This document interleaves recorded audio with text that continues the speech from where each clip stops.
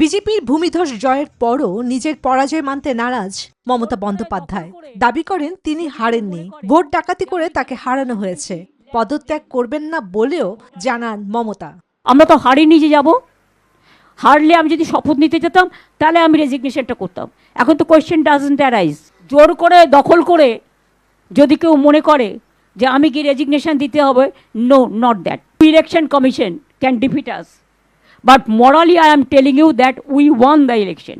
সংবাদ সম্মেলনে মমতা অভিযোগ করেন পশ্চিমবঙ্গে বিজেপির সঙ্গে জোট বেঁধে নির্বাচন কমিশন এমন ফল সাজিয়েছেন। মমতা বন্দ্যোপাধ্যায় বলেন এই কঠিন সময়ে বিরোধী ইন্ডিয়া জোটের নেতাদের কাছ থেকে সমর্থন পেয়েছেন তিনি, যার মধ্যে সোনিয়া গান্ধীও রয়েছেন।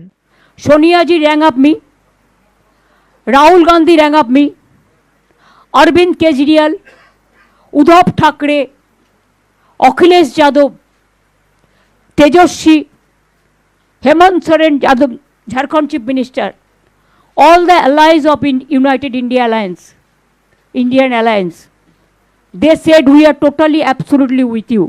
অতীতেও বিভিন্ন রাজনৈতিক পরিস্থিতিতে সোনিয়া গান্ধী ও মমতা বন্দ্যোপাধ্যায়ের মধ্যে কথা হয়েছে। এমনকি মতবিরোধ সত্ত্বেও তারা ব্যক্তিগত ও রাজনৈতিক সম্পর্ক বজায় রেখেছেন। এবারও তার ব্যতিক্রম হয়নি। চন্দ্রানী চন্দ্রা, নিউজ 24।